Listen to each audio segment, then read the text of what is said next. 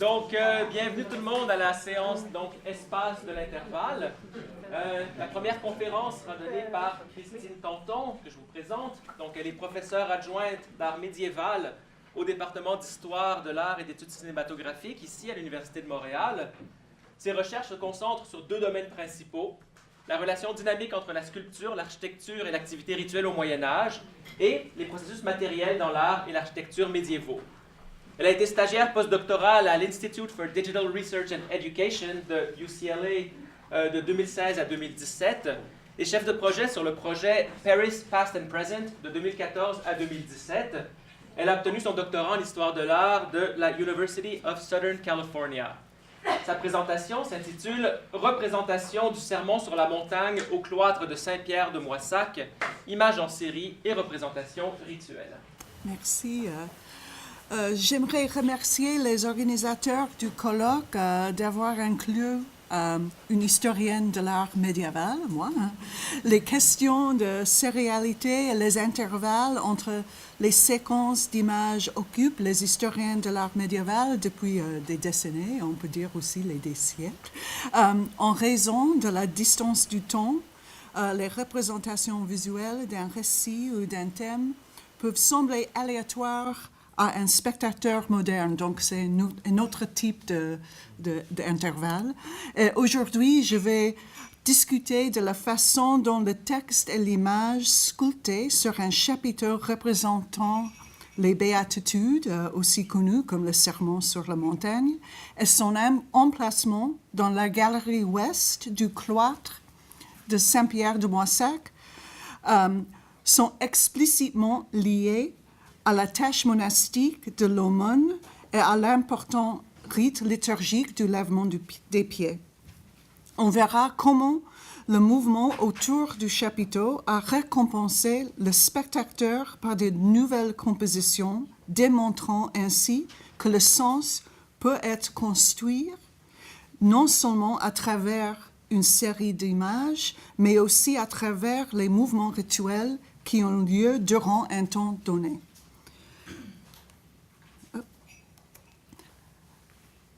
Le chapiteau représente une nouvelle tradition de la sculpture sur pierre dans l'Europe au XIe siècle.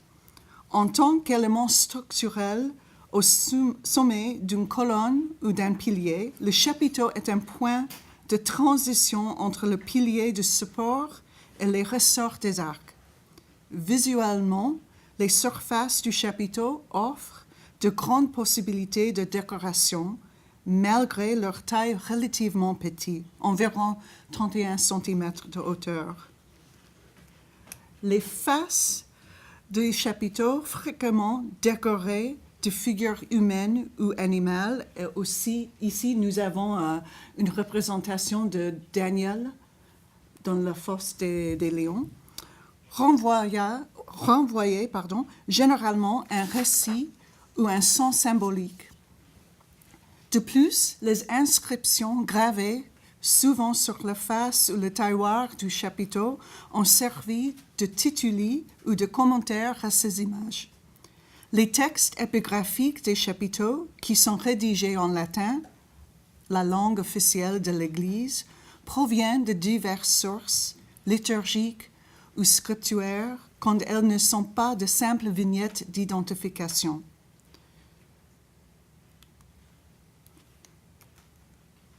Les liturgistes médiévaux nous fournissent des lectures allégoriques de la colonne et de son chapiteau. Honorius d'Auton comparait la colonne au corps des évêques qui maintiennent la hauteur de l'Église par la rectitude de leur vie, et Guillaume Durand assimilait le chapiteau au sommet d'une colonne aux esprits des évêques et des docteurs de l'Église. En tant qu'une représentation de leur pensée, le chapiteau était censé transmettre les paroles de l'Écriture sacrée que les fidèles étaient censés suivre, et en tant que tel était un substitut ou proxy pour la pratique doctrinale. Puisqu'il faut se déplacer autour du chapiteau pour en visualiser tous les côtés, la forme du chapiteau imprègne le spectateur, le récompensant avec de nouvelles compositions au rythme de son déplacement.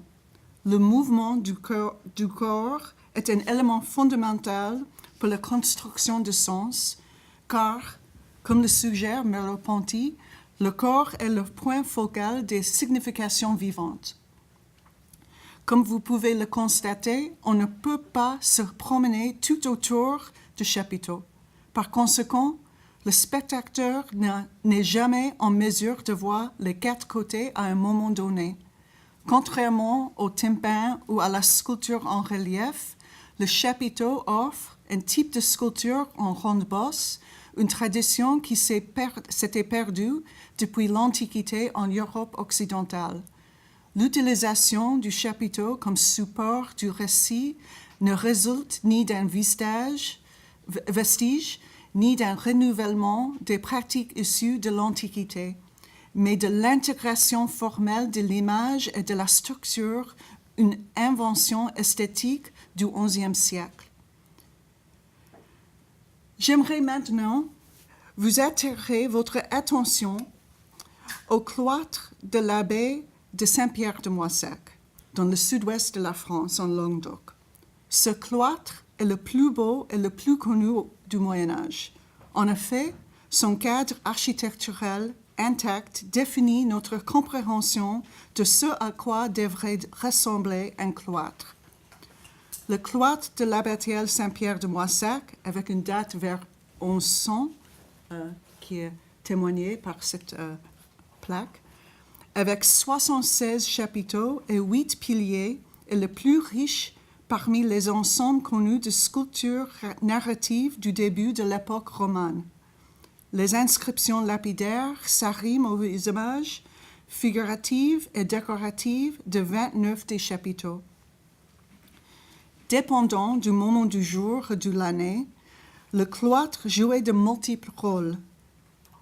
Les galeries correspondant aux points cardinaux étaient le lieu privilégié d'activités spirituelles et rituelles telles que l'instruction des novices, les processions liturgiques, les rites, la lecture et la méditation. Des activités mondaines se déroulaient également dans les galeries comme le rassage, le rafraîchissement, la reliure de livres, le séchage du linge, qui est vraiment difficile à dire, tout comme les déambulations dans les bâtiments conventuels. Ce jardin clos était entouré de promenades couvertes qui reliaient les bâtiments domestiques du monastère à l'église.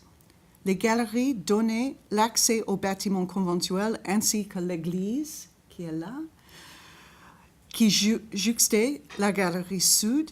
La galerie est comprenait la sacristie, la salle capitulaire, le scriptorium, les chapelles et un dortoir au deuxième étage, la galerie nord, le réfectoire et la galerie ouest, le cellier, l'aumônière et les chapelles.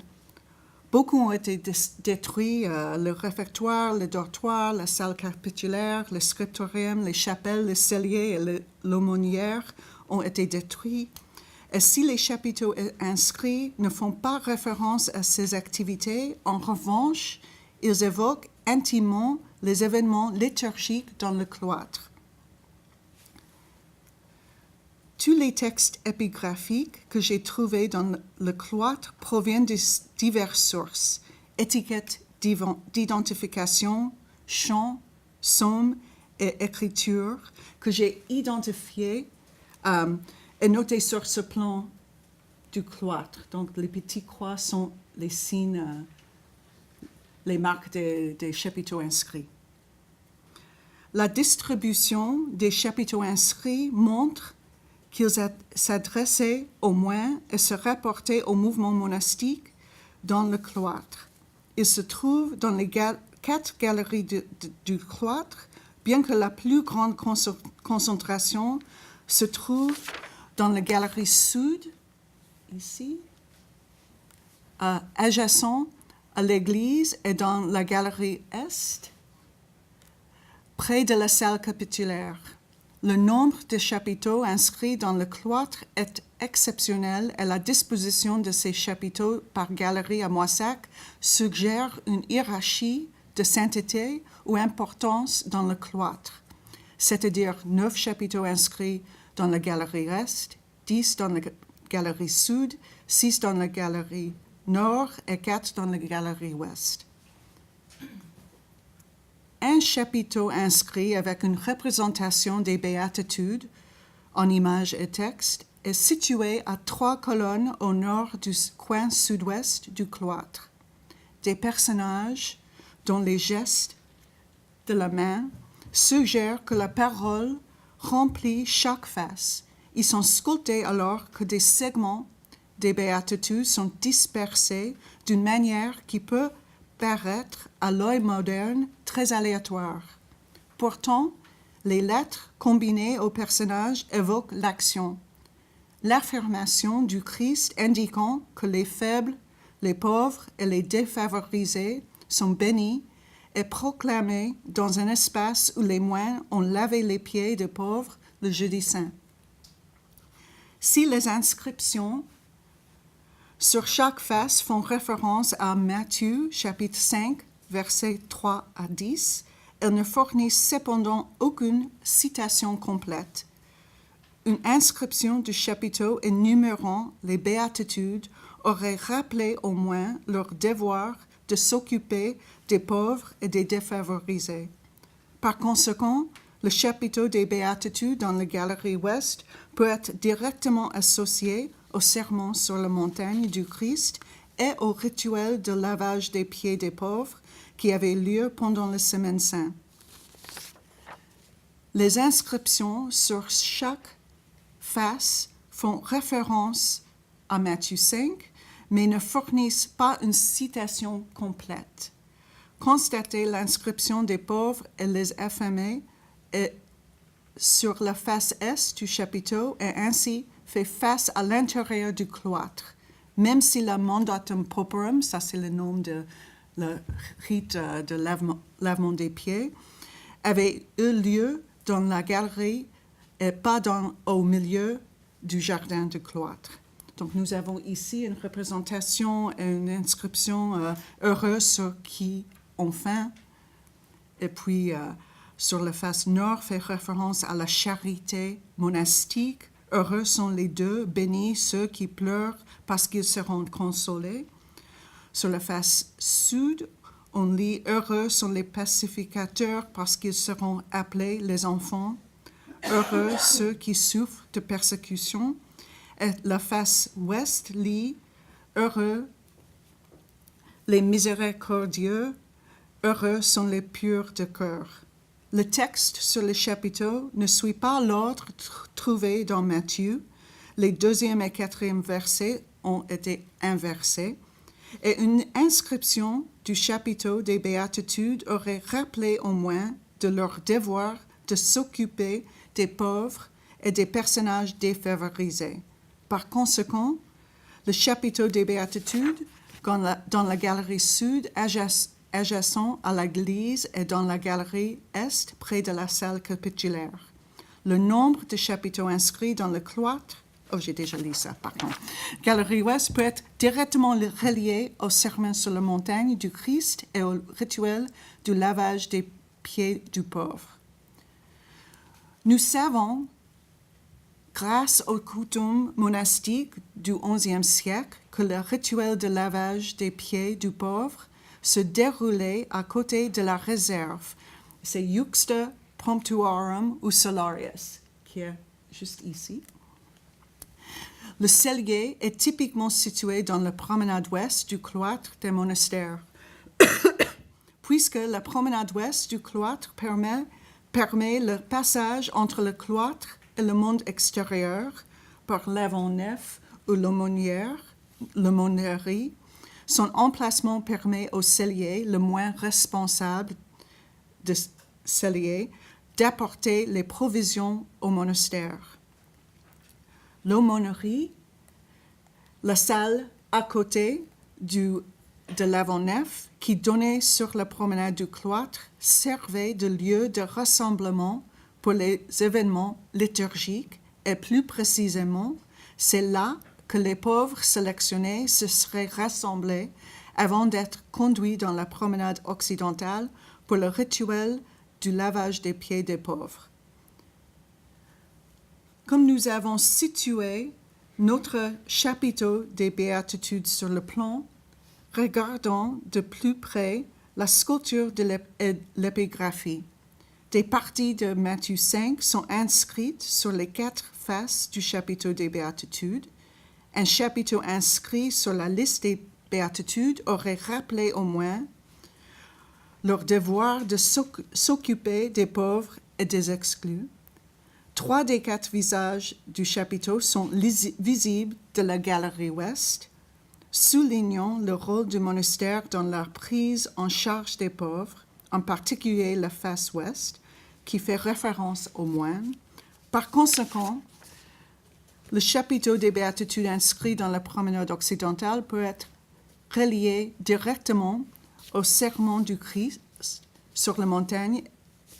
Le chapiteau des béatitudes inscrit dans la galerie occidentale accentuait un événement liturgique distinct qui s'est déroulé dans cette galerie et soulignait le rôle de la communauté dans le salut. La galerie ouest était l'endroit où les étrangers seraient entrés dans le cloître. Elle a peu de chapiteaux portant une inscription dans cette galerie. Bien que je me sois concentré sur le chapiteau des béatitudes et le rituel de la Mandatum Pauperum, les bâtiments conventuels de la promenade ouest indiquent que c'était une voie de communication qui reliait l'intérieur du monastère au monde extérieur. Par exemple, la galerie vers l'ouest était aussi l'endroit où le monastère recevait des visiteurs. La répartition des chapiteaux inscrits dans les promenades du cloître de Moissac suggère que les chapiteaux inscrits délimitent l'espace privilégié des moines et marquent la zone comme sacrée. C'est d'autant plus vrai si l'aumônerie qui donnait accès à la promenade ouest du cloître était un espace liminal relié au cloître et à l'avant-nef et au monde au-delà du monastère. L'analyse de la dynamique sculpturale de la parole et de l'image par rapport à l'activité rituelle et au contexte architectural élargit les usages actuels des preuves épigraphiques et peut éclairer l'arrangement prétendu aléatoire des chapiteaux dans le cloître de Moissac. Neuropsychologues ont noté que les mots et les images sont traités par le cerveau le long de voies entièrement distinctes. Les lecteurs comprennent plus clairement les nouveaux concepts et les rappellent plus facilement lorsqu'ils sont verbalement et visuellement présentés plus tôt que d'une façon ou d'une autre. Ces concepts sont renforcés par les mouvements liturgiques du corps. Ainsi, nous voyons dans le chapiteau de béatitude que la compréhension du texte et de l'image sculptée se négocie à travers les mouvements du corps et s'enrichit d'une activité rituelle. Le chapiteau, inscrit ou non, comme dispositif de transmission d'un récit, s'est considérablement réduit à la fin du XIIe siècle. À l'époque, mieux connu sous le nom de gothique, les programmes décoratifs monumentaux se sont étendus à l'ensemble de la façade de l'édifice et le vitrail est devenu le moyen privilégié pour transmettre le récit. Je dirais aussi que la décoration monumentale s'est normalisée à la fin du XIIe siècle et que les thèmes étaient moins variés qu'au XIe siècle et début du XIIe siècle. Peut-être qu'à la fin du XIIe siècle, les chapiteaux inscrits n'étaient plus considérés comme les têtes des docteurs de l'Église et ne parlaient donc plus. Merci.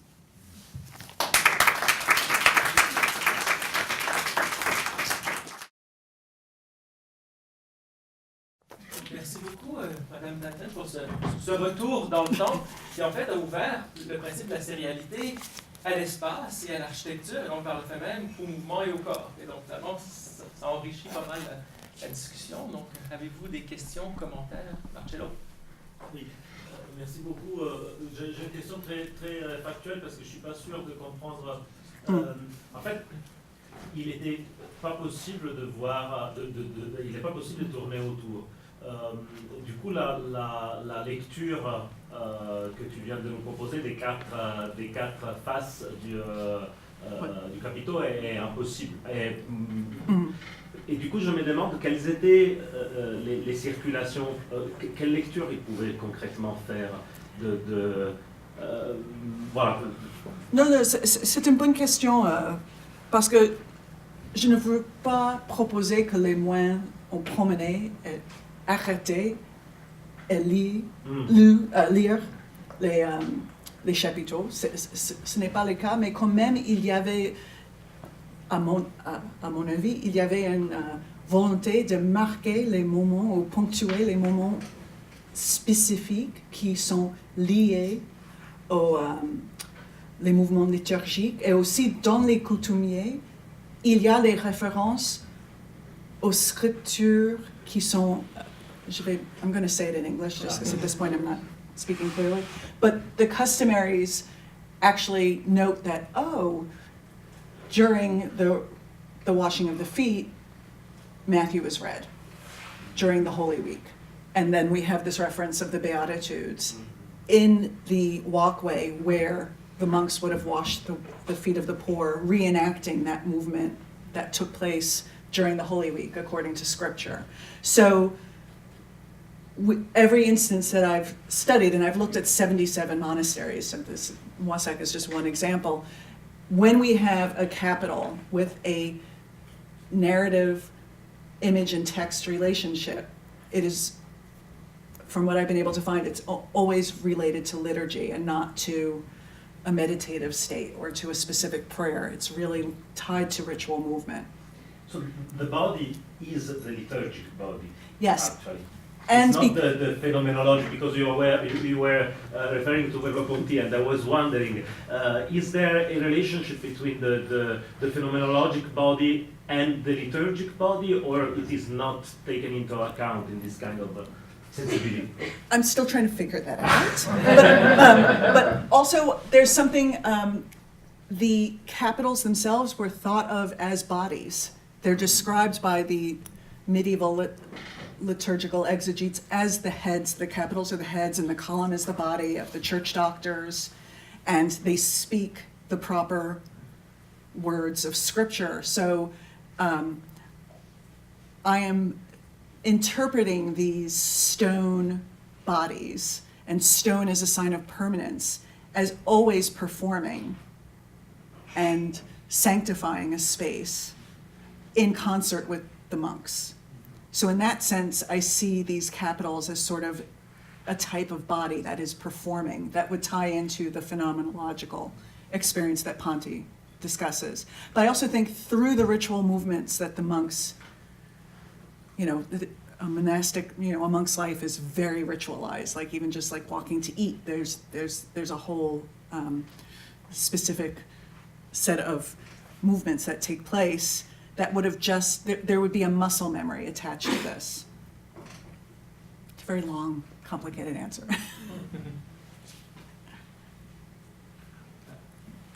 What are we supposed to see when we see clearly the pictures? Well, this is just to give you a sense of how it is impossible to walk around in any given capital in a cloister. I'm sorry, it's really difficult to see with this light. Maybe if we can turn the back light off, but you can see that even the disbursement or the arrangement of the epigraphy has a sense, you can't read it easily, but with the gestures of the figures as well, they work in tandem, it gives a sense of speech acts. So that we have on each face, there is this sort of jumble of letters that quote a portion of Matthew chapter 5, but in tandem with the figures and their hand gestures, suggest speech acts. Okay. It is the same in the different faces, the same gesture. There are similar gestures, yes, on each face. Every once in a while you have a slightly different hand that is up. And it's like very subtle different hand gestures. There's a lot of this. I call it medieval jazz hands. But we do have this very emphatic speech signs of the body that we've seen also in late antique manuscripts that get reprised in the medieval period. It's prayer. It's more like it's not the orant figure. It's much more of a storytelling figure. And we don't have the blessing sign either. So we have open face hands that seem to be more like, talking a lot with the hands. Which is different than the prayer hands, which are usually up like this, which is since antiquity has been an orant figure. J'ai une question. Oui. Après, tu dis que à partir du XIIe siècle, c'est le vitrail qui prend la place. Ouais. Et du coup, c'est tout un autre type de public et de public qui performe à qui on s'adresse. Ou je veux juste savoir si d'un côté, tu avais que les moines qui circulaient. Et lorsque ça passe au vitrail, ça parle à un public plus élargi ou non? We actually see in the late 12th, early 13th century this movement away from monasteries to cathedrals, and it coincides with the rise of towns. And it's not to say that, because there are cathedrals, there's the rise of towns, that there's sort of this tandem movement economically. So yes, you are seeing images in glass windows, and even on the whole of a facade, the sculpture addressing a more lay public. Ce qui m'a frappé dans ce que vous avez présenté, c'est l'insistance sur le fait que, en fait, cette disposition n'est pas aléatoire. Non. Et c'est vrai que c'est un réflexe tout à fait contemporain, tout à fait moderne, de dire que voilà, la fragmentation est possiblement aléatoire. Pour faire un lien avec la communication qui a précédé, justement, on est dans une espèce de production télévisuelle vidéo où, puis il y a un moment où on démissionne, on dit ben voilà, c'est l'incohérence, c'est l'échec. Alors qu'on est ici finalement dans un autre imaginaire, un autre système de pensée où finalement il y a la notion de totalité, mais curieusement, on la dissimule, on joue avec elle d'une certaine façon.